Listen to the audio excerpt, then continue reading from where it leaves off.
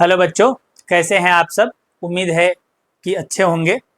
चलिए, तो मैं आपका साइंस टीचर अल्ताफ सर आप सभी का बोर्ड्स गुरु के यूट्यूब चैनल पे बहुत बहुत स्वागत करते हैं। तो आज हम 10th क्लास केमिस्ट्री का पहला चैप्टर स्टार्ट कर रहे हैं। इससे पहले इस चैप्टर स्टार्टिंग से पहले केमिस्ट्री का बेसिक का 5 वीडियो आ चुका है। आप इस चैप्टर को देखने से पहले उस 5 वीडियो को जरूर देखें, जिसमें पूरे केमिस्ट्री का निचोड़ है। मतलब कि अगर वो आप 5 वीडियो देख करके आते हैं, फिर उसके बाद से चैप्टर स्टार्ट करते हैं, तो आपको चैप्टर के स्टार्टिंग से ही किसी भी प्रकार का कोई समस्या का सामना नहीं करना पड़ेगा। तो आज के हम क्लास में सबसे पहले बात करेंगे कि पूरे बिहार बोर्ड के सिलेबस में साइंस और साइंस में भी केमिस्ट्री का कितना अंक का योगदान होता है, तो उसके सिलेबस पे सबसे पहले बात करेंगे। तो चलिए स्टार्ट करते हैं। पहले आप देख लीजिए, क्लास 10th केमिस्ट्री का जो पहला चैप्टर है उसका नाम है रासायनिक अभिक्रियाएं एवं समीकरण।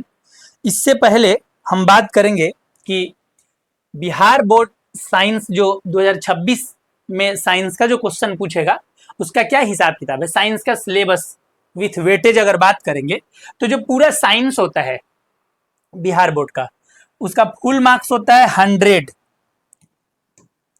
उसका फुल मार्क्स 100 होता है। अब उस 100 मार्क्स में से जो 80 मार्क्स होता है, वो 80 मार्क्स थ्योरी के एग्जाम में, मतलब कि बोर्ड एग्जाम जो होता है उसमें यही 80 नंबर का आपका साइंस का एग्जाम होता है। बाकी 100 नंबर में से जो 20 नंबर आपका बच गया, 20 अंक, ये 20 अंक जो है प्रैक्टिकल का एग्जाम होता है। वो आप जिस स्कूल में पढ़ते हैं उसी स्कूल द्वारा लिया जाता है इस एग्जाम को, और ये नंबर आपको दिया जाता है। अब आगे बात करें कि ये 80-20 मिल करके टोटल 100 मार्क्स होते हैं। ये आपके बिहार बोर्ड के साइंस का वेटेज था। अब क्या है कि इसमें आगे बात करेंगे कि साइंस का 3 पार्ट होता है। आप देखेंगे, पहला फिजिक्स, फिर केमिस्ट्री, फिर बायोलॉजी। फिजिक्स, केमिस्ट्री, बायोलॉजी, ये 3 पार्ट होता है। हम अभी बात कर रहे हैं कि क्लास 10th का जो किताब है, एनसीईआरटी बुक है, उसमें मतलब कि इसका क्या हिसाब किताब है इसको देखेंगे। तो पूरे जो 10th क्लास का साइंस होता है, वो पूरा साइंस जो है 100 मार्क्स का होता है।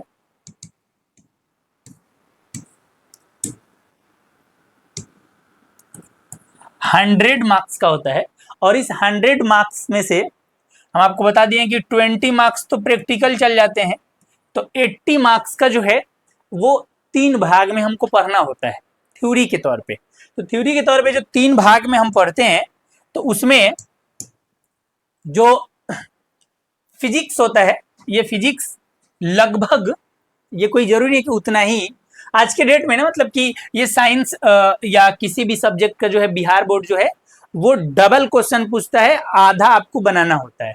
तो लगभग आज के डेट में अगर साइंस का बात करें तो वो पूरा 80 नंबर में से 160 नंबर का, 80 नंबर की जगह पे 160 मार्क्स का आपसे क्वेश्चन पूछता है। और वो 160 अंक जो है, उस 160 अंक को अगर हम 3 भाग में अगर बांटे तो उसका ये रेशियो आता है।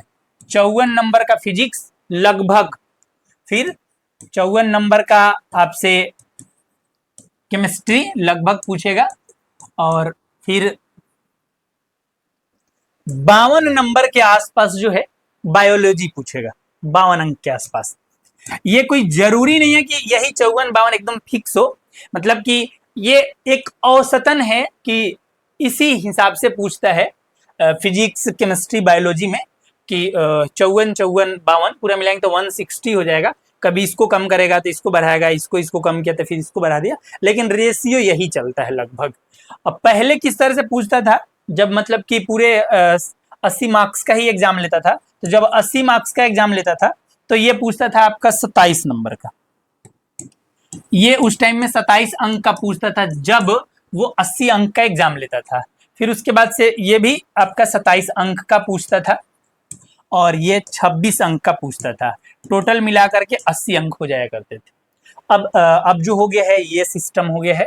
अभी के डेट में बोर्ड जो है इस हिसाब से क्वेश्चन पूछता है कि कौन से बुक से कितने, कौन से पार्ट से साइंस के कितने मार्क्स का क्वेश्चन पूछना है।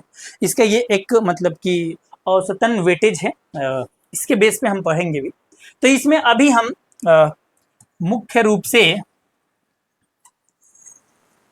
केमिस्ट्री स्टार्ट करेंगे। केमिस्ट्री पे ही बात करेंगे कि केमिस्ट्री को किस हिसाब से पढ़ना है, इसका क्या हिसाब किताब है।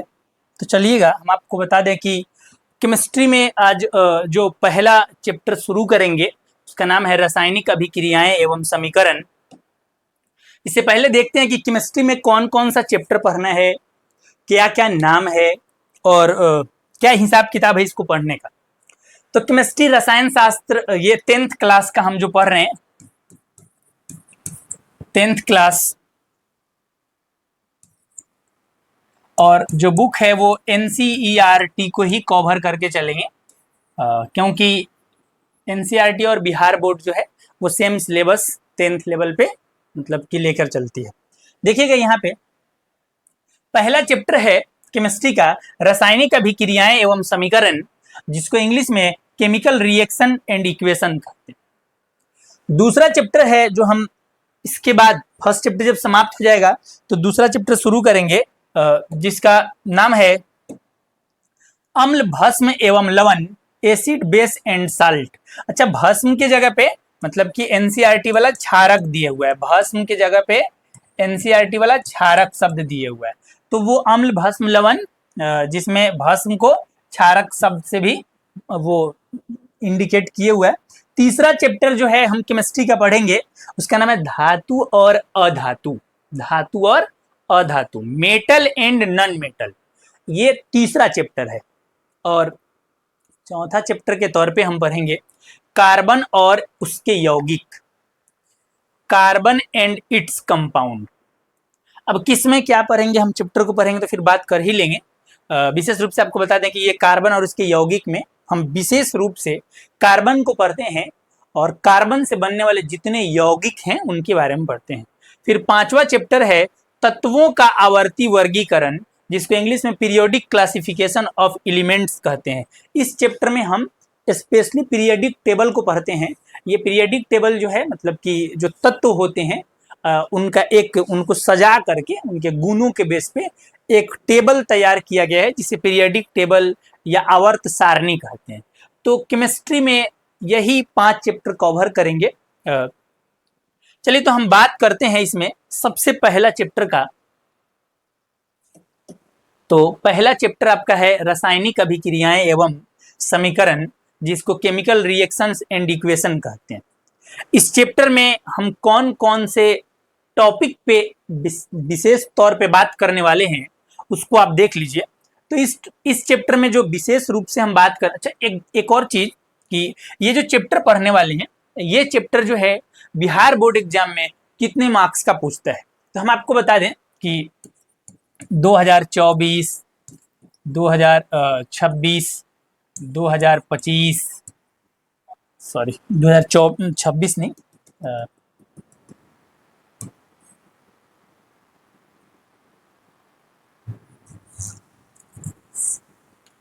2025, 2024 और 2023, ये लास्ट के 3 साल का बात करें तो इसमें जो फर्स्ट चैप्टर से जो क्वेश्चन पूछने का वो रेशियो है वो किसी साल 12 अंक का, तो किसी साल 10 अंक का, तो किसी साल 11 अंक का, इसी बेस पे क्वेश्चन पूछा हुआ है इस चैप्टर से।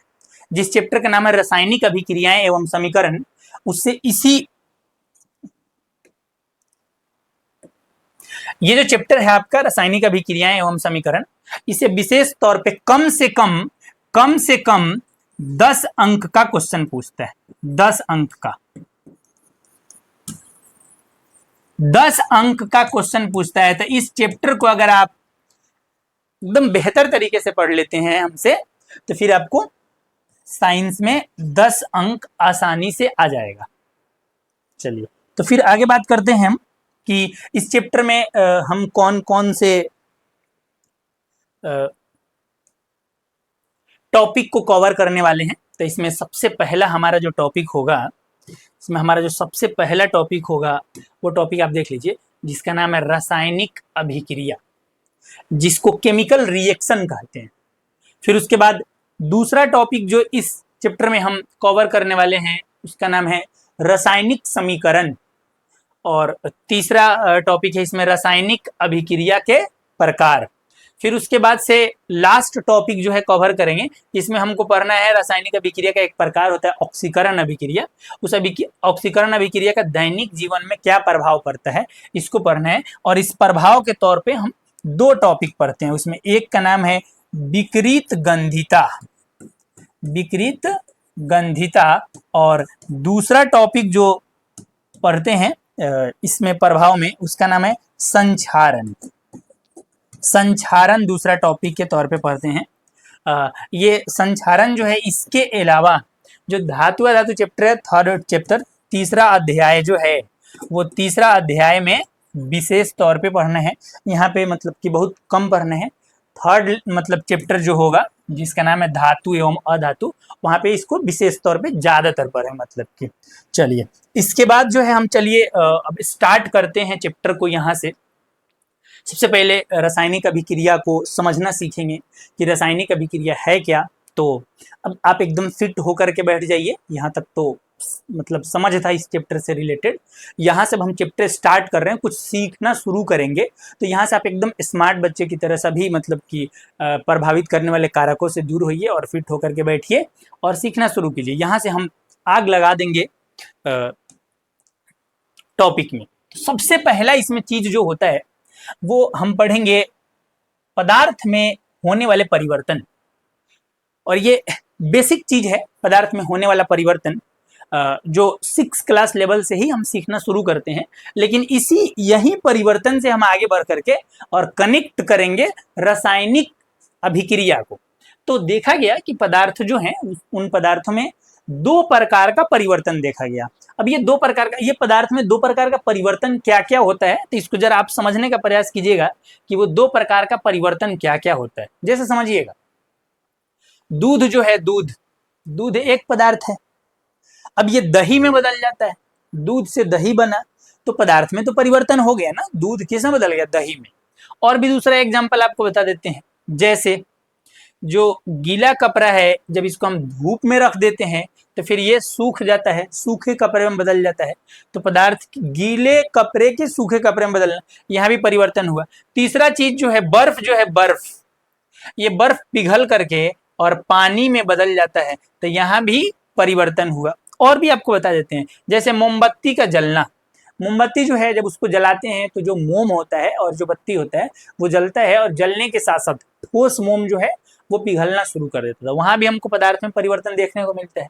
और भी बीच में छोड़े हुए हैं, जैसे भोजन का बनना, भोजन जैसे चावल है, वो चावल क्या है ना कि हम चावल को, हमारे घर में मम्मी या बहनें चावल को क्या करती हैं कि एक देगची में पानी डाल करके फिर उसको गर्म करके फिर चावल डाल करके उसको बनाती हैं। तो चावल जो है पहले कठोर होता है, फिर वो चावल जब भात, बॉयल राइस के रूप में, भात के रूप में आता है तो नरम हो जाता है। तो फिर वहां भी मतलब भोजन बनना भी पदार्थ का एक प्रकार का परिवर्तन है। उसी तरह से सांस लेना, ये सांस लेना कैसे पदार्थ का परिवर्तन है, तो हम आपको बताते हैं कि सांस लेना जो है एक लंबा प्रोसेस हो जाता है। इसमें हम आपको थोड़ा सा बात बता दें कि सांस लेने में हम जो मतलब कि ऑक्सीजन गैस लेते हैं, वो बॉडी के अंदर जा करके मतलब ग्लूकोज जो होता है, भोजन होता है, उनको पचा करके, सॉरी उन पे क्रिया करके और तोड़ करके एनर्जी का निर्माण करता है। तो फिर सांस लेना भी, यहाँ भी क्या हुआ कि वो ऑक्सीजन जा करके ग्लूकोज को एनर्जी में बदलने का काम किया है। तो यहाँ पे भी पदार्थ का चेंजिंग हो रहा है कि जो मतलब कि ग्लूकोज है वो एनर्जी में बदले। उसके अलावा पौधों में फूल का लगना या फूल का होना, तो जो पौधों में जो फूल होता है वो मतलब कि कैसे आता है, तो हम आपको बताते हैं वो हार्मोन के कारण होता है। कि मतलब पौधों में कुछ हार्मोन्स होते हैं जिसके कारण फूल आता है, फूल के बाद वो फल में बदलता है। तो ये सब जितना भी आप कुछ देख रहे हैं, जैसे वर्षा का होना, वर्षा में भी क्या होता है कि जो जैसे सबसे पहले जल जो है ये वाष्प बन के ऊपर जाता है, फिर बादल का निर्माण होता है, फिर बादल जो है बारिश के रूप में नीचे आता है। तो ये सभी क्रियाएं आप देख सकते हैं कि हमारे दैनिक जीवन में ये परिवर्तन हमको देखने को मिलता है। अब ये सभी परिवर्तन जो हैं वो दो प्रकार से इनको हम देख सकते हैं। उसमें से कुछ परिवर्तन है जो भौतिक परिवर्तन है जिसको फिजिकल चेंजेज कहते हैं, और कुछ रासायनिक परिवर्तन है जिसको हम केमिकल चेंजेस कह सकते हैं। तो पदार्थों का जो परिवर्तन है, अभी हम बहुत सारा एग्जाम्पल आपको बताए हैं, पदार्थों का जो परिवर्तन है वो दो प्रकार का होता है, एक भौतिक परिवर्तन और दूसरा रासायनिक परिवर्तन। अब देखते हैं ना कि कौन कौन सा भौतिक परिवर्तन है और कौन कौन सा रासायनिक परिवर्तन है। तो सबसे पहले ये समझेंगे कि भौतिक परिवर्तन का क्या मतलब होता है। तो भौतिक गुणों में परिवर्तन, मतलब कि भौतिक गुण में जैसे उसका अवस्था बदल जाएगा। अवस्था अवस्था कैसे बदल जाएगा, जैसे बर्फ है, बर्फ, अब बर्फ समझने का प्रयास करेंगे, जब पिघलता है तो वो पानी में बदल जाता है। अब क्या है ना, आप ध्यान से समझेंगे कि बर्फ और पानी में एक चीज समझेंगे कि इसमें बर्फ क्या है, तब बर्फ ठोस अवस्था में है, ठोस अवस्था में। अब एक बात को आप और ध्यान से सुनना, पानी जो है ये होता है द्रव अवस्था में। तो मेरा कहना ये है ना कि भौतिक परिवर्तन में क्या होगा कि उसके भौतिक गुणों में परिवर्तन होता है। जैसे एक भौतिक गुण बताए हैं आपको, पदार्थ की अवस्था। तो जैसे बर्फ जो है ये अगर पिघल करके पानी में बदलता है तो बर्फ का पानी में बदलना ये पदार्थ में परिवर्तन है, और वो भी कैसा परिवर्तन है, तो भौतिक परिवर्तन है, क्योंकि इसमें इसकी भौतिक अवस्था जो है वो चेंज हुई है, जो ठोस से किस में बदली है, द्रव में। इसके अलावा है पानी से वाष्पीकरण। अब पानी से वाष्पीकरण का क्या मतलब है कि जो पानी है जब उसको गर्म करते हैं तो फिर वो भाप बन के, वाष्प बन के उड़ना शुरू करता है। तो यहाँ भी यही कंसेप्ट आप ध्यान से सीखेंगे कि इसमें कौन सा कंसेप्ट काम करता है। तो जैसे पानी है, पानी को क्या करने पर, तो गर्म करने पर, जब पानी को हम गर्म करते हैं तो वो किस में बदल जाता है, जलवाष्प में बदल जाता है। जब पानी को गर्म करने पे वो जब जलवाष्प में बदल जाता है तो यहाँ पे देखना पानी कौन सी अवस्था में है, पानी कौन सी अवस्था में है, समझेंगे जरा, पानी कौन सी अवस्था में है, तो पानी है द्रव अवस्था में। फिर उसके बाद वाष्प कौन सी अवस्था में है, तो वाष्प जो है वो है गैसीय अवस्था में। तो फिर यहाँ पे क्या हुआ कि अवस्था में चेंजिंग हुआ। तो मेरा कहना यह है कि पानी का वाष्पीकरण होगा तो वो जलवाष्प में बदलेगा, फिर अवस्था परिवर्तन हो रहा है, तो अवस्था जो है वो भौतिक गुण में आता है। तो यहाँ पे भौतिक अवस्था में परिवर्तन का मतलब कि भौतिक गुण, मतलब भौतिक परिवर्तन है ये। चलिए इसके बाद एक और एग्जाम्पल है बर्फ का पिघलना, यहाँ पानी से बर्फ बनना। यहाँ बर्फ का पिघलना था, फिर मतलब पानी का वाष्पीकरण था, फिर पानी से बर्फ बनना। फिर वही एक और चीज है, इसको आप देखेंगे कि जैसे पहले है पानी, तो फिर पानी किस रूप में है, तो पानी जो है वो द्रव रूप में है। अब ये किस में बदल जा रहा है, जब फ्रिज में इसको रखते हैं तो फिर ये बर्फ में बदल जाता है। अब पानी जब बर्फ में बदलेगा तो ध्यान से समझना, ये बर्फ क्या है, तो ठोस रूप है। फिर अवस्था परिवर्तन, तो यहाँ पे फिर अवस्था परिवर्तन हुआ, तो मतलब कि ये भौतिक परिवर्तन है एक प्रकार का। उम्मीद है कि आपको भौतिक परिवर्तन समझ में आया होगा। अच्छा अब क्या है ना कि रासायनिक परिवर्तन को जरा समझने का प्रयास करते हैं। दूसरा है कि रासायनिक परिवर्तन क्या है। तो रासायनिक परिवर्तन में बताएं कि भौतिक तथा रासायनिक दोनों गुणों में परिवर्तन होता है। मतलब कि इसमें क्या होता है, जो रासायनिक परिवर्तन है पदार्थ का, उसमें पदार्थ का भौतिक गुण तो बदल ही सकता है, उसके साथ साथ रासायनिक गुण भी बदलता है। अब रासायनिक गुण बदलने का सेंस क्या, इसको समझो। तो रासायनिक गुण के बदलने का सेंस है कि पदार्थ के अंदर की जो कण है, पदार्थ के अंदर के जो कण है,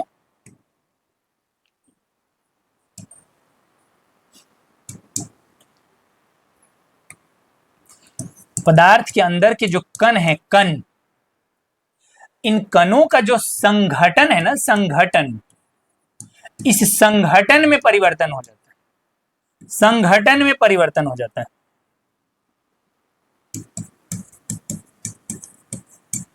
उनके कणों का जो कंपोजिशन है वो चेंज हो जाता है। तो पदार्थ के मतलब अंदर के जो कण है उनका कंपोजिशन बदल जाना ही रासायनिक परिवर्तन है, या उसके रासायनिक गुण का चेंजिंग है। तो मतलब कि रासायनिक परिवर्तन में क्या होता है कि उसकी भौतिक गुण भी बदलता है और उसके साथ साथ रासायनिक गुण भी बदलता है। अब इसका एग्जाम्पल क्या, ये समझे। इसका एग्जाम्पल है दूध से दही बनना। दूध से दही बनना। अब ये दूध से दही बनने में रासायनिक परिवर्तन कैसे होता है इसको जरा समझिएगा। जैसे दूध है,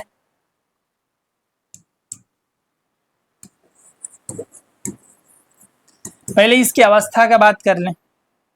तो अगर इसकी अवस्था का बात करेंगे तो दूध द्रव अवस्था में होता है,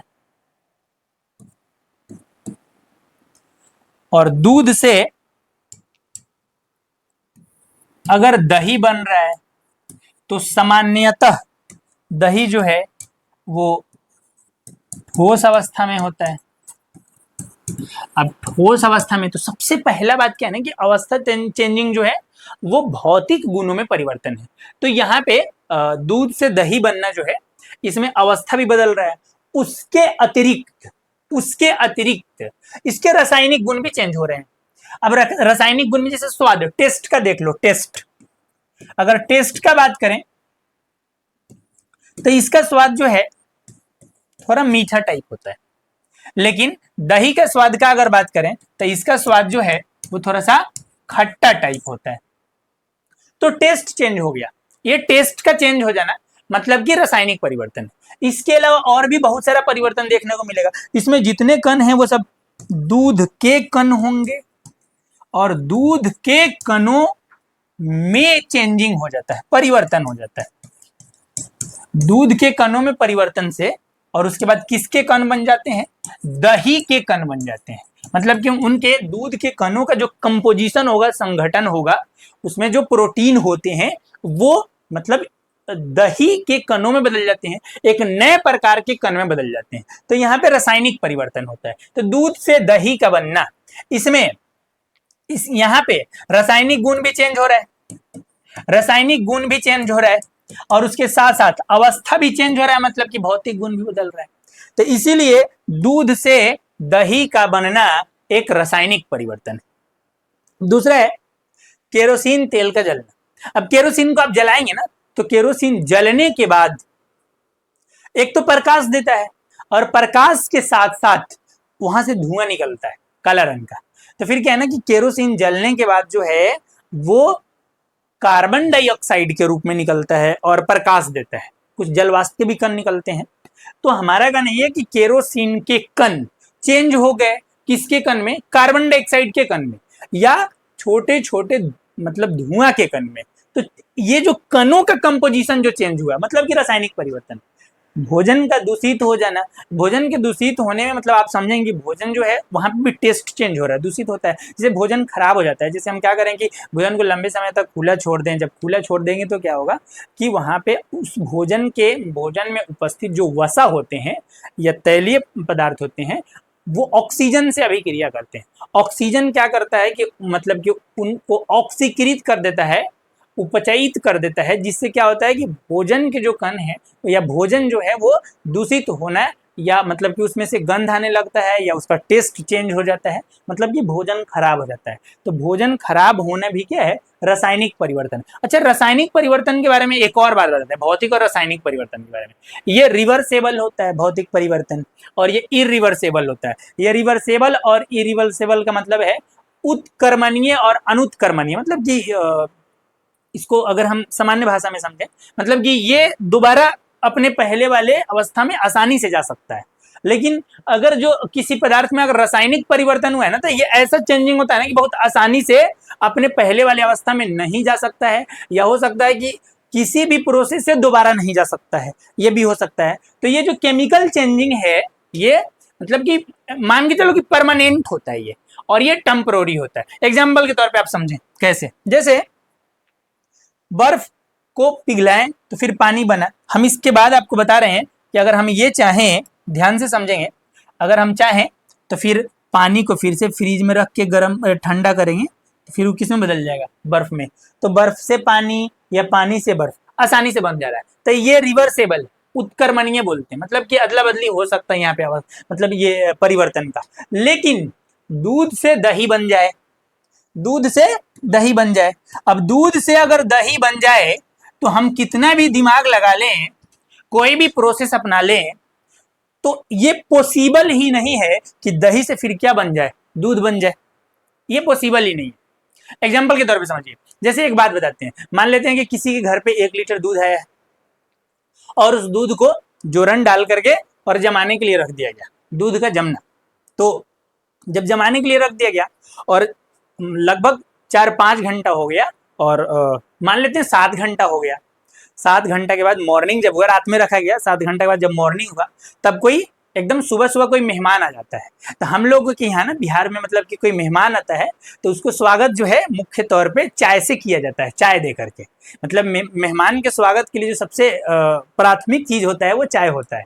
अब क्या है ना कि उस टाइम में चाय देना है, अब चाय देने के लिए उतना मॉर्निंग उतना सुबह जो है अगर दूध ढूंढने गए नहीं मिला तो फिर क्या सोचेंगे, क्या मेरे पास ऐसा कोई उपाय है कि जो मॉर्निंग तक दूध दही में बदल गया था इसको किसी प्रोसेस से फिर दही से फिर दूध बनाया जाए ताकि मेहमान का स्वागत ठीक से हो सके।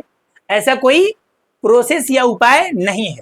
मतलब कि यहाँ पे ना दूध को दही में तो चेंज कर दिए हैं, फिर अब कोई भी प्रोसेस या दिमाग लगा करके आसानी से हम दही से दूध नहीं बना सकते। वही बात बताएं कि रासायनिक परिवर्तन है ना अनुत्क्रमणीय होता है, मतलब कि इरिवर्सेबल होता है। एक बार अगर किसी चीज में बदल गया ना तो फिर वो अपने मूल अवस्था में नहीं आ सकता है, ये अनुत्क्रमणीय इसी को बोलते हैं।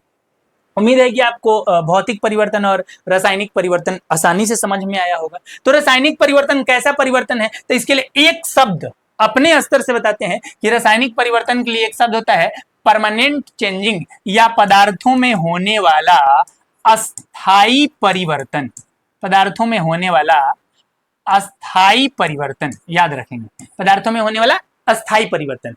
वो कौन सा परिवर्तन होगा, रासायनिक परिवर्तन। आगे एक बात आपको बता दें कि इस रासायनिक परिवर्तन का ही दूसरा नाम है रासायनिक अभिक्रिया।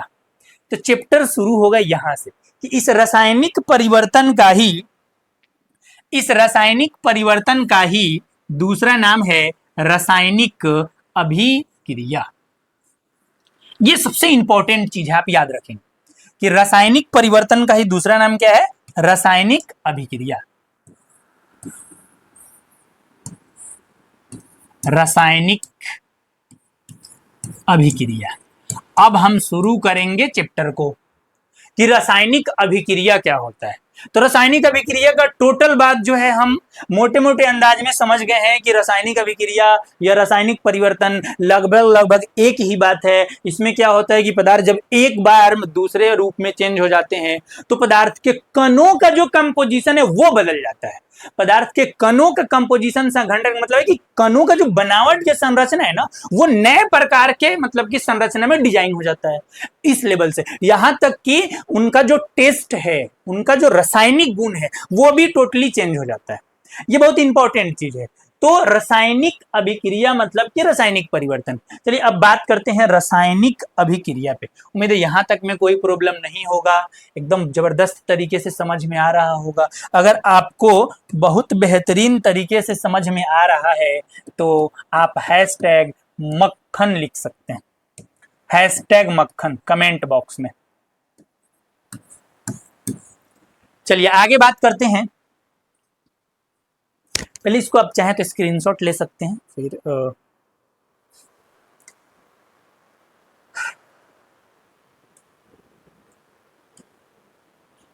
इसको भी, ये बहुत इंपॉर्टेंट है नहीं मतलब स्क्रीनशॉट के लिए, लेकिन नोट्स बनाओगे ना तो एकदम स्मार्ट कलरफुल नोट्स बनाना ताकि उसको बार बार देखने का मन करे। और एक बात आपको सूचना के तौर पे बता दें कि आपको जो कुछ भी पढ़ाया जा रहा है ये जो मतलब कि रिटन पीपीटी है आपको प्रोवाइड करा दिया जाएगा टेलीग्राम पे, और टेलीग्राम भी इसी चैनल के नाम से है, बोर्ड्स गुरु के नाम से।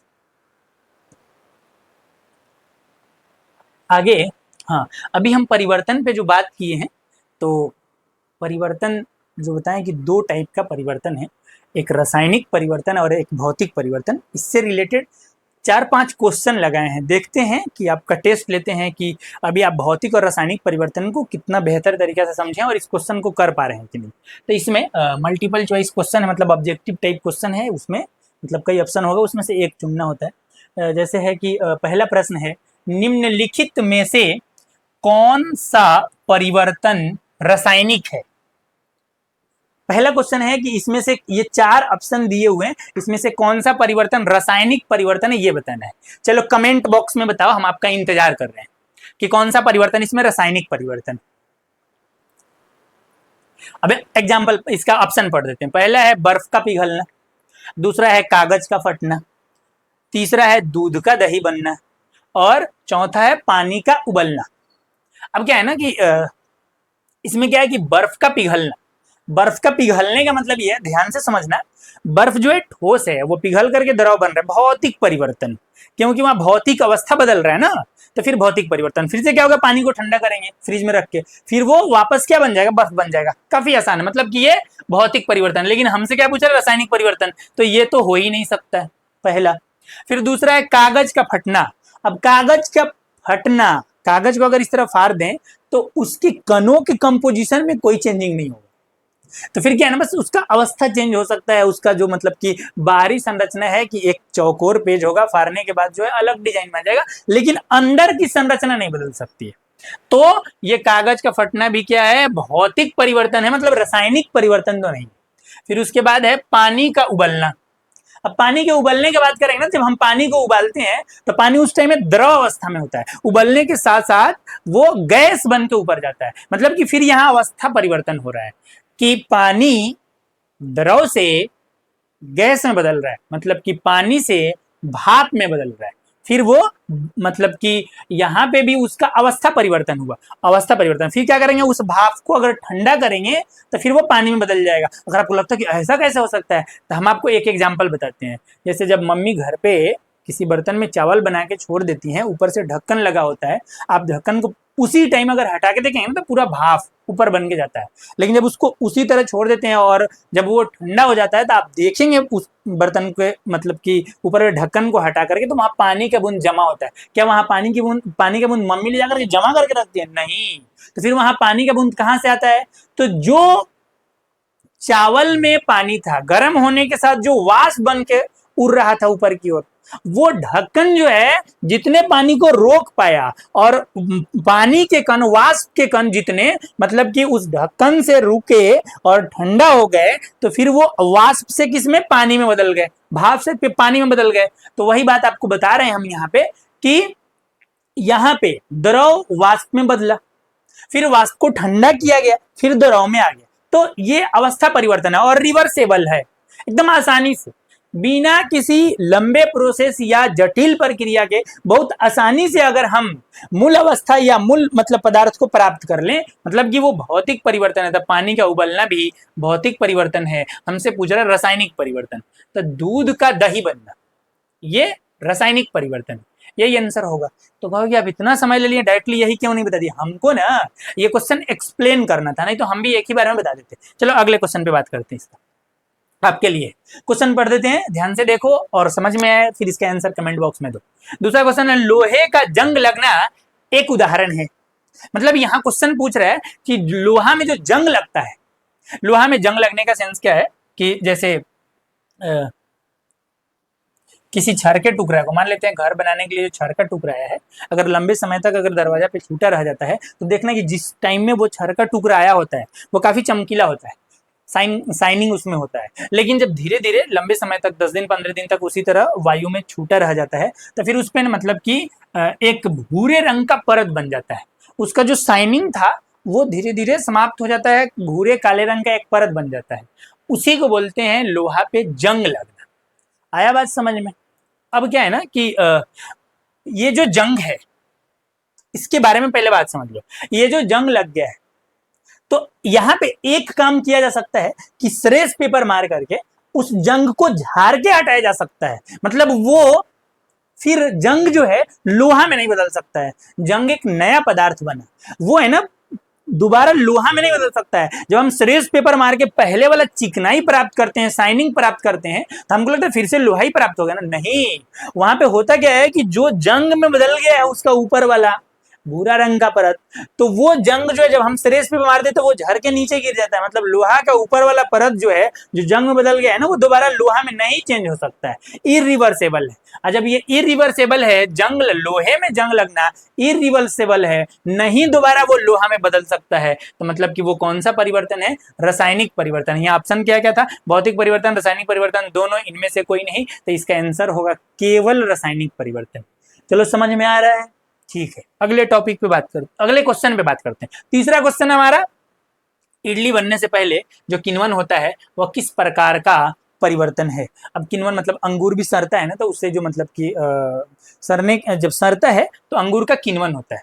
तो ये किण्वन में क्या होता है ना कि एक ईस्ट होता है, ईस्ट सूक्ष्म जीव है, ये ईस्ट रिएक्शन करता है, अम्ल छोड़ता है, जिससे कार्बन डाइऑक्साइड गैस बनते हैं। इस पूरे प्रोसेस को हम किण्वन कहते हैं। वो बायोलॉजी में आप श्वसन चैप्टर पढ़ेंगे, श्वसन टॉपिक पढ़ेंगे, वहां पे किण्वन पे विशेष रूप से फोकस करना है और बात करना है। तो किण्वन जो है, इसमें क्या होता है ना कि केमिकल रिएक्शन है, ये भी एक प्रकार का रासायनिक परिवर्तन है। जैसे हम एक, ये तो इडली डोसा वाला थोड़ा आपके लिए मतलब कि टफ हो जाएगा, लेकिन आप अंगूर जो है इसको तो आप समझ ही सकते हैं ना। अंगूर को जब आप लंबे समय तक छोड़ देंगे इसी तरह हवा में, तो अंगूर क्या होगा? खराब हो जाएगा। अंगूर खराब होता है मतलब कि वहां पे अंगूर का क्या हो रहा है? किण्वन हो रहा है। आप किण्वन को अभी इसी स्टाइल में समझो, फिर हम आगे बात करेंगे तो जब चैप्टर में, तो फिर बेहतर तरीके से समझ पाएंगे। तो यहाँ पे अंगूर खराब हो रहा है, सड़ रहा है, मतलब कि अंगूर का क्या हो रहा है? किण्वन हो रहा है। और अंगूर के किण्वन से क्या बनता है? याद रखना, अंगूर के किण्वन से एक पदार्थ बनता है जो मानव के लिए काफी हानिकारक होता है, लेकिन बहुत सारे मानव इसको शौक से उपयोग में लाते हैं, जिसका नाम है शराब। ये अंगूर के किण्वन से, और भी बहुत सारे पदार्थ के किण्वन से ये बनता है। तो अंगूर के किण्वन से ये बना, मतलब कि रासायनिक परिवर्तन हुआ। तो यहाँ पे इडली बनने से पहले जो किण्वन होता है वह किस प्रकार का परिवर्तन है? तो इसका आंसर हो जाएगा रासायनिक परिवर्तन। चलिए अगला, एक और लास्ट क्वेश्चन है, मात्र 4 ही क्वेश्चन लिए हुए हैं। वो है गीले कपड़ों का सूखना। गीले कपड़ों का सूखना एक उदाहरण है। आप सीधे अपने दिमाग से लॉजिक लगाओ, गीले कपड़ों का सूखना क्या है? तो गीला कपड़ा है, उसको अगर आप धूप में रख देंगे, फिर हवा बहेगा, उसके जलवाष्प के कारण उड़ जाएंगे, सूख गया, फिर क्या कर सकते हो? उसको फिर ले जाकर के बाल्टी के पानी में डाल दो, फिर भीग जाएगा। तो सूखना और भीगना एक आसान प्रोसेस है। इसमें उस कपड़ा के जो कण है उनका मतलब इंटरनल स्ट्रक्चर जो है वो चेंज नहीं हुआ, मतलब कि ये रासायनिक परिवर्तन तो नहीं है कम से कम। अब ऑप्शन क्या क्या है? गीले कपड़ों का सूखना एक उदाहरण है रासायनिक परिवर्तन का, भौतिक परिवर्तन का, जीव रासायनिक परिवर्तन का, इनमें से कोई नहीं। तो ये जीव रासायनिक परिवर्तन क्या होता है? जीवों मतलब जीवों में होने वाला केमिकल चेंजिंग को जीव रासायनिक परिवर्तन कहते हैं, या बायो केमिकल चेंजिंग कहते हैं। यहाँ पे हम बात कर रहे हैं कि गीले कपड़ों का सूखना एक उदाहरण है, तो आप सीधा सीधी आंसर करेंगे भौतिक परिवर्तन। चलिए 4 क्वेश्चन करना था इस टॉपिक से रिलेटेड, फिर हम आगे बात करेंगे। आगे हमारा टॉपिक है ये, यहीं से चैप्टर का मेन स्टार्टिंग है। अब जब एनसीईआरटी बुक खोलेंगे, और एनसीईआरटी बुक खोलने के बाद पहले तो आपको विषय सूची मिलेगा, कौन कौन सा चैप्टर पढ़ना है। पूरा 16 चैप्टर हैं बिहार बोर्ड के लिए, उसमें से उसके बाद क्या पेज उल्टेंगे तो आपको सबसे पहले चैप्टर का नाम मिलेगा, और चैप्टर के नाम के बाद एक मोटे अक्षर में जो लिखा हुआ मिलेगा वो यही होगा, रासायनिक अभिक्रिया। और इससे पहले जितना बात किए हैं ना 2 स्लाइड में, वो टोटल यहीं तक पहुंचने के लिए। तो फिर रासायनिक अभिक्रिया क्या है? तो हम अभी जब बात कर रहे थे तो आपको बताएं कि रासायनिक अभिक्रिया एक प्रकार का रासायनिक अभिक्रिया एक प्रकार का रासायनिक परिवर्तन है। रासायनिक अभिक्रिया एक प्रकार का रासायनिक परिवर्तन है। अब ये कैसा रासायनिक परिवर्तन है? तो ध्यान से सुनना, डिफिनेशन को बाद में देख लेंगे, पहले हमको सुन लो, समझ लो, फिर डिफिनेशन एकदम प्यार भरे अंदाज में आपको समझ में भी आ जाएगा और अभी याद होगा एकदम अभी। अब समझोगे रासायनिक अभिक्रिया एक रासायनिक परिवर्तन है, वो कैसे? तो इसमें होता क्या है ना रासायनिक परिवर्तन में या रासायनिक अभिक्रिया में, मतलब कि कोई भी एक पदार्थ है, जैसे हम उसको मतलब कि एग्जाम्पल के तौर पे दूध को ही लेके चलते हैं। दूध, अब दूध में ना जब हम मतलब कि पूरे सिस्टमेटिक तरीके से, क्रमबद्ध तरीके से जोड़न डालते हैं नियमानुसार, डायरेक्टली जोड़न डालेंगे तो दूध फट जाएगा। एकदम नियमानुसार, जैसे दूध को पहले आराम से गर्म कर लो, किसी बर्तन में रख करके, और उबालने के बाद फिर वो ठंडा हो जाए तो फिर उसमें जोरन डाल दो, फिर उसको आराम से ऐसे जगह पर रखो जहाँ पे बार बार आदमी नहीं जाता, वो टच होके हिले नहीं। तो ये पूरा प्रोसेस होता है। तो दूध में जब हम जोरन डालते हैं तो फिर दही बनता है। तो ये हुआ रासायनिक अभिक्रिया। कैसे, तो बताते हैं कैसे। तो पहले क्या था, दूध, अब क्या बन गया, दही। क्या दोनों सेम पदार्थ हैं? नहीं। तो क्यों सेम नहीं है? तो इसका एक कारण बताते हैं कि सेम क्यों नहीं है। इनका स्वाद पता कर लो। इनका स्वाद लगभग मीठा मान के चलते हैं, लगभग मीठा होता है। और इनका स्वाद, दही का स्वाद, तो दही का स्वाद लगभग खट्टा होता है। तो पहले ही चेंजिंग दिखाई दे रहा है आपको कि दोनों का स्वाद ही अलग। ये लगभग मीठा और ये लगभग खट्टा, तो चेंजिंग तो हुआ ना, मतलब एक नया पदार्थ बना ना। तो दूध जो है दही में बदला, तो एक पदार्थ किसी दूसरे नए पदार्थ में बदला, दूसरा चीज। वो भी कैसा नया पदार्थ? तो उसका गुण जो है वो भी अलग है। तो किसी एक पदार्थ के किसी दूसरे नए पदार्थ में जो बदलने का प्रोसेस है, वो भी नया पदार्थ भी कैसा होना चाहिए? तो उसका गुण अलग होना चाहिए। जैसे गुण यहाँ चेक कर लो, इसका गुण है स्वाद, तो मीठा है, इसका गुण स्वाद जो है वो खट्टा है। और एग्जांपल बता देते हैं, दूसरा गुण भी बता देते हैं। जैसे देख लो, ये कौन से अवस्था में होता है? द्रव अवस्था में होता है। ये कौन से अवस्था में होता है? तो लगभग ठोस अवस्था में होता है। फिर यहाँ पे और भी गुण चेंज हुआ। तो यहाँ पे ना गुण चेंजिंग नजर आया। तो अब क्या है ना कि हम डिफिनेशन पे बात करें, तो एक बार आप हमको सुन लो, फिर डिफिनेशन देखना, एकदम हल्का सा नजर आएगा डिफिनेशन। दूध का दही में बदलने की क्रिया को रासायनिक अभिक्रिया कहते हैं। लेकिन हम बात किए कुछ नए बात, कि किसी एक पदार्थ के अलग गुण वाले, गुण चेक कर लो, मतलब भिन्न गुण वाले दूसरे नए पदार्थ में बदलने की क्रिया को रासायनिक अभिक्रिया कहते हैं। तब चेक कर लो डिफिनेशन क्या है। किसी पदार्थ के भिन्न गुण वाले नए पदार्थ में बदलने की क्रिया को रासायनिक अभिक्रिया कहते हैं। उम्मीद है कि आपको समझ में आया होगा कि रासायनिक अभिक्रिया का डिफिनेशन क्या है। इतना छोटा सा डिफिनेशन है, आप एक बार कमेंट बॉक्स में लिख के दिखाओ कि रासायनिक अभिक्रिया का डिफिनेशन क्या है। जल्दी से लिखना।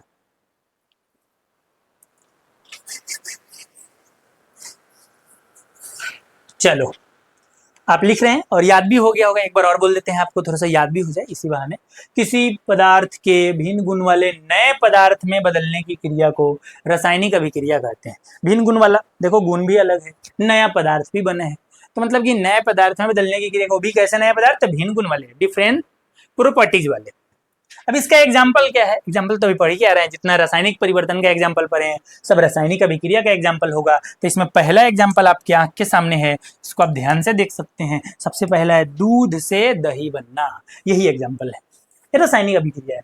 कागज का जलना, अब कागज का जलना कैसे रासायनिक अभिक्रिया है? तो कागज जो है सफेद रंग का होता है, एक बार ऐसा होता है, जब उसको जलाएंगे ना, तो जलाने के बाद काले रंग के राख में बदल जाता है।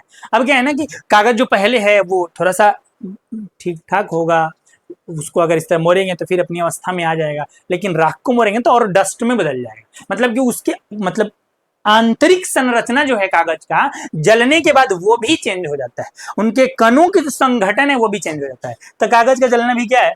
ये भी रासायनिक अभिक्रिया है। भोजन का पचना, भोजन का पचना भी रासायनिक अभिक्रिया है। अब हम खाते कुछ और हैं और सुबह में निकलता कुछ और है, तो पदार्थ नया बना, तो ये भी रासायनिक अभिक्रिया। फिर मैग्नीशियम रिबन का जलने पर मैग्नीशियम ऑक्साइड का बनना, MgO का बनना। तो मैग्नीशियम रिबन आप लेंगे ना, तो वो कैसा होता है? तो हम आपको बता दें कि पतला सा पत्ती जैसा होता है, और वो भी धातु है, मैग्नीशियम धातु है। अच्छा, दिखाते हैं वो कैसा होता है। यहां देख लो, ये है, तो ये पतला सा पत्ती जैसा होता है। यहाँ पे भी देख सकते हैं, ये पतला सा पत्ती जैसा होता है और इसमें लपेटा होता है, इस तरह से बंडल बनाया गया होता है। अब क्या है ना, ध्यान से सुन लो, क्या है कि रासायनिक परिवर्तन का क्या योगदान है इसमें, इसको देखना। जब इसको जलाएंगे ना, जब ये जलेगा ना, तो जलने के बाद ये व्हाइट कलर के, सफेद रंग के राख में बदल जाता है। चूर्ण में, डस्ट में बदल जाता है। ये लोहा की तरह का जो पत्ती है, जिसको हम मैग्नीशियम रिबन कहते हैं या मैग्नीशियम फीता कहते हैं, जब इसका रासायनिक परिवर्तन होता है तो ये मतलब कि राख की तरह, मतलब सफेद चूर्ण में बदल जाता है। तो हम कहाँ बात कर रहे थे कि मैग्नीशियम रिबन के जलने पर मैग्नीशियम ऑक्साइड का जो चूर्ण प्राप्त होता है, तब वो भी क्या है, एक रासायनिक अभिक्रिया है। अगला बात है श्वसन। हाँ, श्वसन को जरा समझते हैं कि श्वसन क्या है। तो श्वसन भी एक रासायनिक अभिक्रिया है। अब श्वसन में होता क्या है, थोड़ा सा बता देते हैं इसको समझना कि श्वसन में क्या होता है ना, कि हमारे शरीर में श्वसन प्रोसेस के अंतर्गत जो हम भोजन ग्रहण करते हैं, तो भोजन और ऑक्सीजन मिल करके ऊर्जा का निर्माण करता है। ऊर्जा के साथ साथ कार्बन डाइऑक्साइड भी बनता है। तो हम ग्रहण किए थे भोजन, वो भी कैसा भोजन बाबू, तो पचा हुआ भोजन। उसका पचा हुआ भोजन का एक पार्ट है जो मुख्य रूप से ग्लूकोज के रूप में होता है। ये ग्लूकोज जो है इस ऑक्सीजन से अभिक्रिया करता है, तो ग्लूकोज और ऑक्सीजन मिलकर के क्या क्या बना रहा है, ऊर्जा और कार्बन डाइऑक्साइड, एकदम डिफरेंट टाइप का नया पदार्थ बना रहा है, भिन्न गुण वाला नया पदार्थ बना रहा है। मतलब कि श्वसन भी क्या है, एक रासायनिक अभिक्रिया। उम्मीद है कि इतना आपको समझ में आया होगा, कहीं से किसी प्रकार का कोई समस्या प्रॉब्लम नहीं होगा। तो फिर हम आगे बात करते हैं।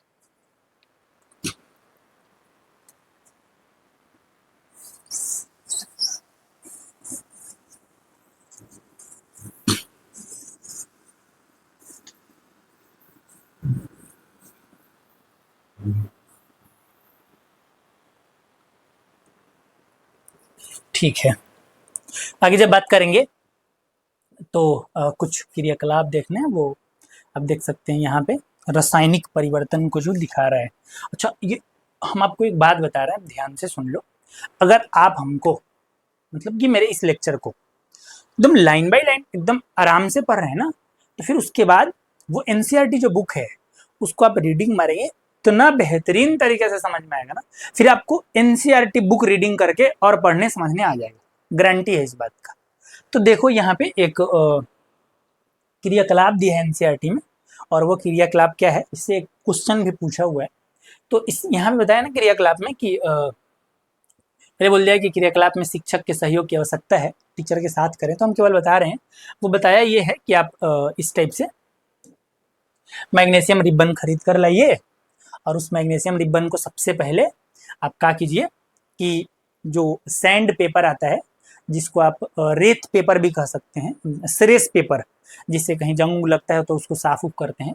तो पहले मतलब कि आप इस मैग्नीशियम रिबन को यहाँ पे देखो साफ कर रहे हैं, यहाँ देख लो साफ करते हुए दिख रहा है। तो पहले आप उससे साफ कर दें उसको घिस करके। फिर उसके बाद बताया है कि उस सैंड पेपर को आप चिमटा की सहायता से पकड़ लो, और फिर क्या करो कि इस मैग्नीशियम रिबन को एक बर्नर से जलाओ। जब जलाएंगे ना, तो जलाने के बाद ये एक लौ के साथ जलता है, और जब ये लौ के साथ जलता है तो जलने के बाद यहाँ पे इस वाच ग्लास जो है, इसमें इसके राख को इकट्ठा करते हैं, तो ये सफेद रंग के डस्ट में या राख में परिवर्तित हो जाता है। जिस सफेद रंग के राख या डस्ट को हम मैग्नीशियम ऑक्साइड कहते हैं। तो यहाँ पे ये था एकदम लोहा का पतला पत्ती जैसा, लेकिन जब इसको जला दिए हैं तो फिर आप देख लो डस्ट में बदल गया, रासायनिक परिवर्तन। यह रासायनिक अभिक्रिया का एग्जाम्पल है। अगला एक और क्रियाकलाप है, इसको आप समझेंगे। हम यहाँ पे क्या बता रहे थे ना कि यहाँ पे और क्या हुआ, तो जब ये रिएक्शन हो रहा था, जब ये जल रहा था, तो एक चीज को समझना सबसे पहले कि यहाँ पे आग निकला होगा, आग के साथ साथ धुआं भी निकला होगा, ठीक है, और यहाँ पे तापमान भी बढ़ा होगा। जब जल रहा है तो तापमान भी बढ़ेगा। तो जब रासायनिक अभिक्रिया होता है ना, कौन कौन सी घटनाएं होती हैं, ये यहाँ दिखाया गया। और एक चीज यहाँ से एक क्वेश्चन पूछा है, ध्यान से सुन लेना कि क्वेश्चन यहाँ से एक क्या पूछा हुआ है, इसको समझना। वो क्वेश्चन पूछा हुआ है कि मैग्नीशियम रिबन को जलाने से पहले सैंड पेपर से क्यों साफ किया जाता है। तो इसका कारण बताते हैं क्या है। मैग्नीशियम जो है वो एक अधिक क्रियाशील धातु है। मैग्नीशियम एक अधिक क्रियाशील धातु है, एक अधिक क्रियाशील धातु है, याद रखना इस बात को। मैग्नीशियम एक अधिक क्रियाशील धातु है। अब क्या होता है ना कि जब ये वायु में खुला रहता है, तो वायु के ऑक्सीजन जो है इसके मैग्नीशियम रिबन के ऊपर वाले सतह से अभिक्रिया करके और मैग्नीशियम से वायु के ऑक्सीजन अभिक्रिया करके और मैग्नीशियम रिबन के परत पे एक मैग्नीशियम ऑक्साइड का पतला परत बनाते हैं। मैग्नीशियम रिबन के सतह पे ये जो मैग्नीशियम रिबन है, आप समझेंगे बात को, ये जो मैग्नीशियम रिबन है इसके सतह पे ये मैग्नीशियम ऑक्साइड का परत बन जाता है। अब इस अवस्था में, इस मैग्नीशियम ऑक्साइड के बने हुए अवस्था में अगर आप इसको जलाएंगे तो मैग्नीशियम ऑक्साइड का जो परत बना है ना वो जलने में बाधा उत्पन्न करेगा। मतलब ये मैग्नीशियम रिबन इस अवस्था में ठीक से नहीं जल पाता है। तो फिर क्या करते हैं ना, इसको मैग्नीशियम रिबन का बना हुआ जो परत है उसको साफ करने के लिए हम सैंड पेपर से इसको क्या करते हैं कि रगड़ते हैं, और रगड़ते हैं तो फिर ये मैग्नीशियम ऑक्साइड का परत साफ हो जाता है और हमें शुद्ध मैग्नीशियम रिबन प्राप्त होता है। तब उसको आग के लौ के पास लेके जाते हैं तो फिर आसानी से जलता है, और जलने के बाद डस्ट के रूप में, व्हाइट डस्ट के रूप में, सफेद चूर्ण के रूप में मैग्नीशियम ऑक्साइड की प्राप्ति होती है यहाँ पे। चलिए अगला है दूसरा क्रियाकलाप है इससे ही रिलेटेड। यहाँ पे हम एक चीज और क्या देखेंगे ना कि मतलब कि रासायनिक अभिक्रिया होता है तो क्या क्या देखने को मिलता है। एक तो देखने को मिला वहां पे, दूसरा चीज यहाँ पे आपको दिखाई दे रहा है, देखना यहाँ पे दो परख नली जो दिख रहा है, आप ध्यान से देख लेना। ये दोनों परख नली में क्या करते हैं कि दोनों परख नली में थोड़ा थोड़ा पानी ले लेते हैं। यहाँ देख लीजिए पानी लिए हुए हैं, और पानी लेने के बाद सुनना, एक परख नली में लेड नाइट्रेट PbNO3 का होल ट्वाइस, PbNO3 का होल ट्वाइस। एक्वेटिक का मतलब है कि जल में घोल लेते हैं, और ये किस घोलने के बाद ये कौन से कलर में होगा, तो वही पानी के ही कलर में, कोई कलर नहीं है, कलरलेस है, ठीक। उसके बाद दूसरा जो परख नली है इसमें भी पानी लिए हैं, और इस वाले पानी में हम क्या करते हैं तो पोटेशियम आयोडाइड, इसके चूर्ण को मिलाकर के घोल लेते हैं। तो इसको भी आप चेक करेंगे ना, वो आपको जो कलर दिख रहा है ये हाथ का कलर है, इसका कोई कलर होता है नहीं वैसे, ठीक। दोनों जो हैं वो रंगहीन होते हैं। तो एक मतलब परख नली में किसको घोले हैं, पोटेशियम आयोडाइड को, दूसरे में किसको घोले हैं, ये लेड नाइट्रेट को। तो जब इन दोनों को घोल लेते हैं, और जब दोनों को घोलने के बाद एक परख नली के विलयन को या एक परख नली के केमिकल को दूसरे परख नली में जब डालते हैं तो दोनों कलरलेस था। यहां देखिए कौन से कलर में आ गया, येलो कलर में आ गया। अब ये जो पीला रंग आ गया तो यहाँ पे रिएक्शन हुआ है। अब रिएक्शन क्या हुआ है वो आप यहाँ देख सकते हैं। सबसे पहले यहाँ था लेड नाइट्रेट और इसका जलीय विलयन, फिर यहाँ पे पोटेशियम आयोडाइड का जलीय विलयन, दो अलग अलग परख नली में। जब दोनों को मिलाए हैं ना तो यहाँ पे क्या बन गया है आप देखिएगा, लेड आयोडाइड, और दूसरा बना है पोटेशियम नाइट्रेट। दो नया पदार्थ बना है। ये जो दो नया पदार्थ बना है तो यहाँ पे नया पदार्थ बना और इसका गुण भी अलग है, और गुण अलग में आपको क्या दिखाई दिया कि कलर चेंज हो गया। तो जब रासायनिक अभिक्रिया होता है ना तो उसका एक और पहचान ये है कि रासायनिक अभिक्रिया के दौरान, रासायनिक अभिक्रिया के होते समय क्या हो सकता है, तो रंग में भी परिवर्तन हो सकता है, रंग में भी परिवर्तन हो सकता है। उम्मीद है कि यहां तक समझ में आया होगा, ये इसीलिए क्रियाकलाप दिया ही है। चलिए एक और एग्जाम्पल पे बात करते हैं। क्रियाकलाप 1.3 जो है एनसीईआरटी का तीसरा क्रियाकलाप है। इसमें क्या बताया आपको कि आप एक शंक्वाकार फ्लास्क लें, कांच का ही होता है, और इसमें क्या करें कि कोई अम्ल, जैसे यहाँ अम्ल के रूप में बोला H2SO4, आप सल्फ्यूरिक अम्ल ले सकते हैं। अरे वो बैटरी वाला जो अम्ल होता है ना उसको आप ले सकते हैं। उस बैटरी अम्ल को आप इसके अंदर ले लें, और वो भी बताया एक चीज याद रखना है, एक शब्द यूज किया तनु।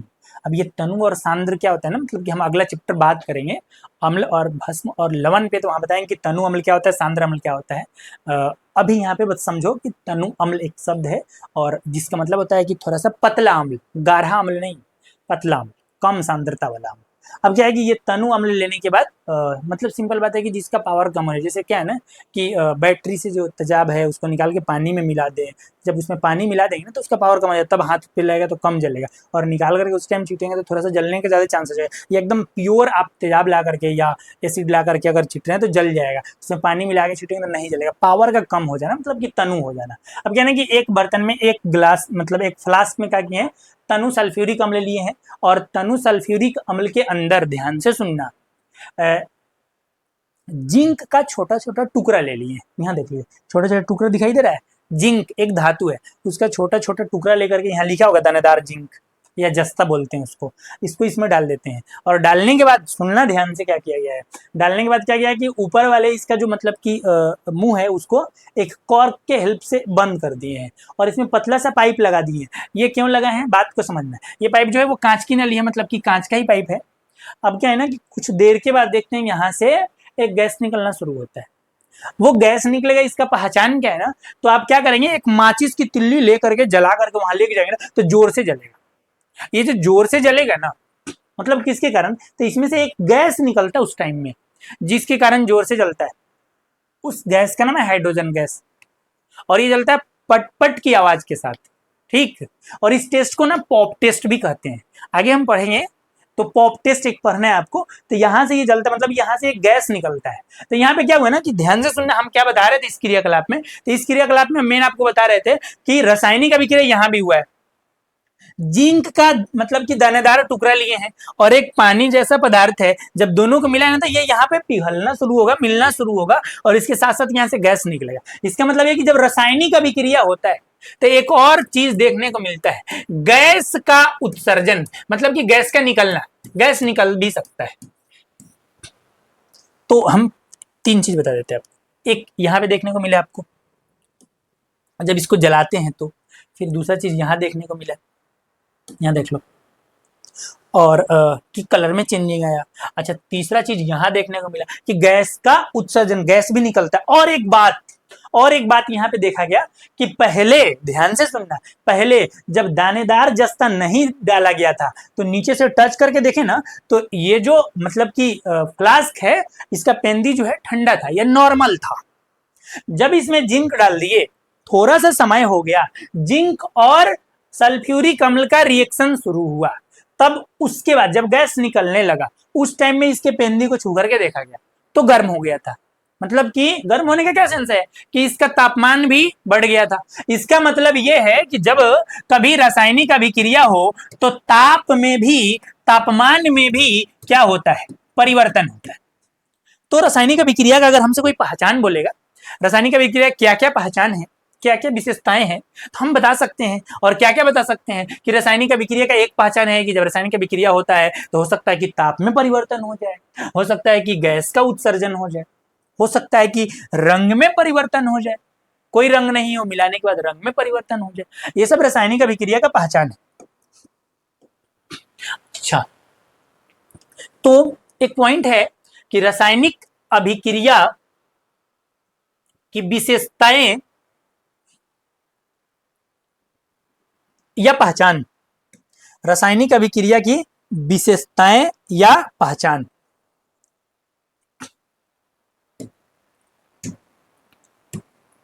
तो आप देख सकते हैं क्या क्या पहचान है। यहाँ से क्वेश्चन बोर्ड एग्जाम में पूछा गया है कि रासायनिक अभिक्रिया की क्या क्या पहचान है या क्या क्या विशेषताएं हैं, या इस तरह से क्वेश्चन पूछा है 2 मार्क्स में एक बार बिहार बोर्ड में कि आप कैसे पहचानेंगे या पता लगाएंगे कि रासायनिक अभिक्रिया हो रही है। तो हम कैसे पता लगाएंगे, तो जब हमें दिखेगा कि ताप में परिवर्तन हो रहा है, या हमें दिखेगा कि रंग में परिवर्तन हो रहा है, या हमें दिखेगा कि गैस निकल रहा है, मतलब गैस का उत्सर्जन हो रहा है, तो हम कह सकते हैं कि रासायनिक अभिक्रिया हो रहा है। और भी कुछ एग्जाम्पल है इसके पहचान का, कि जैसे क्या होता है ना कि रासायनिक अभिक्रिया होता है तो कभी कभी एक चीज बनता है जिसका नाम है अवक्षेप। अवक्षेप बनता है, अवक्षेप प्राप्त होता है। जैसे अवक्षेप के तौर पे हम अवक्षेप का एक दैनिक जीवन का एग्जाम्पल बताएं कि जब हम क्या करेंगे ना कि दूध रखा हुआ है, उस दूध में अगर नींबू का रस डाल दे तो दूध फट जाएगा, और दूध का फटना एक रासायनिक अभिक्रिया है।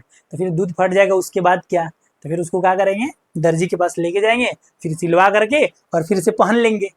नहीं, यहाँ दूध फटने के बाद क्या होता है कि उसको सिलवा करके पहना नहीं जाता है। तो दूध फटने का मतलब ये है कि अब उसके 2 पार्ट प्राप्त होंगे, एक उसमें तैरता हुआ व्हाइट रंग का या उजले रंग का पदार्थ जो जमे अवस्था में होगा, और एक पानी। तो वहां पे जो जमे अवस्था में, हम डेली लाइफ से आपको मतलब कि इंट्रोड्यूस करा रहे हैं, ऐसा एग्जांपल जो डेली लाइफ में हुआ और आप देख सकते हैं। तो वहां जो जमे अवस्था में आपको मिलता है ना, वही अवक्षेप है। तो वहां पे क्या हुआ ना, दूध का फटना मतलब रासायनिक अभिक्रिया। और रासायनिक अभिक्रिया का, अब रासायनिक अभिक्रिया में एक चीज हमको देखने को मिला है कि उसमें अवक्षेप भी बनता है। एक यहाँ पे थोड़ा सा मतलब कि अनजान रिएक्शन है, डाले तो है यहाँ पे, तो इसको पहले अब समझा देते हैं, पहले समझा देते फिर आपको समझ में नहीं आता। एक है कॉपर सल्फेट और एक है सोडियम हाइड्रोक्साइड। तो जब कॉपर सल्फेट के जलीय विलयन में हम सोडियम हाइड्रोक्साइड का अगर विलयन मिलाते हैं तो यहाँ पे ना मतलब कि यहाँ बताया है कि सोडियम हाइड्रो कॉपर हाइड्रोक्साइड का एक अवक्षेप, सफेद रंग का अवक्षेप प्राप्त होता है यहाँ पे। तो ये जम जाता है, नीचे की ओर जमा हुआ मिलेगा या छताता हुआ, मतलब कि वो मतलब इसको बोलते हैं ना, वो शेप के लिए एक शब्द यूज करते हैं पीपीटी टाइप, समझे। तो वो अवक्षेप प्राप्त हो जाता है। तो अगर मतलब कि कभी भी रिएक्शन हो तो उसका एक पहचान है कि अवक्षेप भी बनेगा। और एक चीज अवस्था में परिवर्तन, तो अवस्था में परिवर्तन तो भौतिक परिवर्तन है, लेकिन रासायनिक परिवर्तन में भी देखने को मिलता है अवस्था में परिवर्तन। अब अवस्था में परिवर्तन कैसे देखने को मिलता है, तो आप कहाँ बताओ, हम वहीं बता देते हैं कि आपको कहाँ पे देखने को मिलेगा। तो इसका एक एग्जांपल सीधा सीधी हम सबको ही जानते हैं, जैसे दूध जो है किसमें बदल रहा है, दही में। तो तुम खुद देख लो, दूध क्या है, द्रव है, दही क्या है, लगभग ठोस है। तो फिर यहाँ अवस्था तो हुआ, बदला ना। तो रासायनिक मतलब अभिक्रिया का एक पहचान है कि अवस्था भी बदलता है। इसके अलावा और भी एग्जांपल बता देते हैं, जैसे आप किसी लकड़ी को जला रहे हैं, लकड़ी को किसको जला रहे हैं, लकड़ी को, लड़की को नहीं, लड़की को नहीं, लकड़ी को जला रहे हैं। जब आप किसी लकड़ी को अगर जलाते हैं तो लकड़ी मतलब मान लीजिए कि ये टोटली कार्बन ही है, तो लकड़ी जो कार्बन है जब इसको ऑक्सीजन के साथ जलाते हैं, तो ध्यान से सुनना, ये लकड़ी जो है, कार्बन जो है, ये ठोस अवस्था में है। जब ऑक्सीजन के साथ ये जलता है तो हमको प्राप्त होता है कार्बन डाइऑक्साइड। तो यहाँ पे ना ठोस अवस्था से एक नया अवस्था प्राप्त होता है, गैसीय अवस्था। तो ये जो कार्बन डाइऑक्साइड है ये गैसीय अवस्था में, तो यहाँ भी अवस्था परिवर्तन हो रहा है। इसके अलावा और भी बहुत सारा एग्जाम्पल है। अच्छा, एक डेली लाइफ का एग्जाम्पल बताते हैं जिसमें आप देख पाए कि गर्म कैसे होता है। तो आप एक दूसरा एग्जाम्पल चेक कीजिएगा जिसमें आपको खूब बढ़िया से समझ में आएगा। हम सभी का घर कभी ना कभी बनने के बाद पेंट हुआ होगा। तो पेंट होने के तौर पे ना मतलब कि चूना का पुताई होता है। तो जब चूना का पुताई होता है ना, तो मतलब कि पहले इस तरह होता था कि एक नाद होता था, नाद तो समझ रहे हैं ना, जिसमें बैल या गाय या भैंस खाती है। तो उस नाद में क्या किया जाता है ना कि पानी भर के और फिर चूना का जो बोरा होता था, उस चूना के बोरा से इसमें चूना डाल दिया जाता था। तो जब चूना डाल दिया जाता था ना, तो सबसे पहले बात को समझना है, ये जो पानी है, पहले जो पानी का जो ताप है, पहले जो पानी का ताप है वो सामान्य है। सामान्य का मतलब नॉर्मल, गर्म नहीं है। लेकिन जब इसमें चूना डाल देंगे, जब इसमें चूना के कण आ जाएंगे, जब इसमें चूना के कण आ जाएंगे, उसके बाद से अगर आप ताप को देखेंगे ना, तब वो ताप जो है बढ़ जाता है। अब ये कैसे चेक करेंगे, तो आप क्या करोगे, हाथ लगा चेक कर लो, गर्म महसूस होगा। ताप बढ़ा तभी ना गर्म हुआ। तो मतलब कि यहाँ पे भी जब चूना पानी में जाता है तो एक अभिक्रिया होता है, उस अभिक्रिया को लिख देते हैं। जो चूना जो है जब वो पानी में मिलता है, तो दूसरा कलर सिलेक्ट कर लेते हैं। चूना जो है जब वो पानी में मिलता है तो एक नया पदार्थ बनाता है जिसका नाम है कैल्शियम कार्बोनेट। कैल्शियम कार्बोनेट, जिसे कैल्शियम कार्बोनेट को खरिया भी कहते हैं या बूझा हुआ चूना भी कहते हैं। इसके लिए शब्द है बूझा हुआ चूना, बूझा हुआ चूना। अच्छा, पहले कौन सा चूना होगा, तो बिना बूझा हुआ चूना।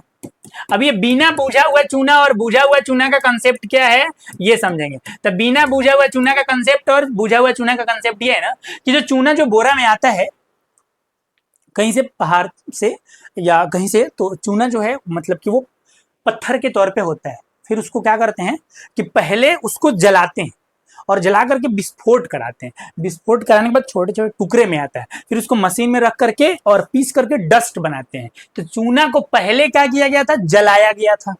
जब वो पत्थर के तौर पे था तो उसको जला करके कमजोर बनाया गया था, फिर मशीन में डाल करके पीस करके डस्ट तैयार किया गया। तो पहले चूना को हम जलाए थे, जब जलाए थे तो वो चूना कैसा था, तो बिना बूझा हुआ चूना।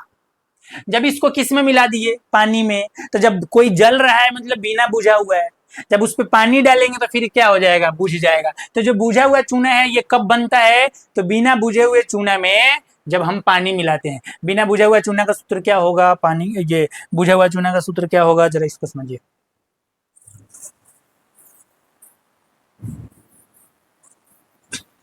तो बिना बुझा हुआ जो चूना होता है इसका सूत्र होता है कैल्शियम ऑक्साइड, कैल्शियम ऑक्साइड। अब जल का सूत्र क्या होगा, H2O।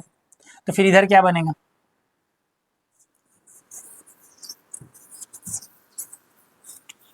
तो जो बुझा हुआ चूना होता है उसका सूत्र होता है कैल्शियम हाइड्रो ऑक्साइड, ये CaOH का होल ट्वाइस। तो चेंज हुआ ना, कैल्शियम ऑक्साइड था, किसमें बदल गया, कैल्शियम हाइड्रो ऑक्साइड में। तो रासायनिक परिवर्तन हुआ। और इसमें आप चेक क्या करते हैं कि यहाँ पे जो जल का तापमान था, इसका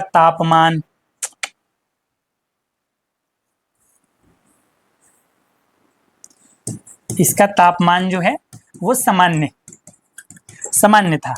लेकिन जब ये बना, बुझा हुआ चूना तैयार हुआ, तो इसका जो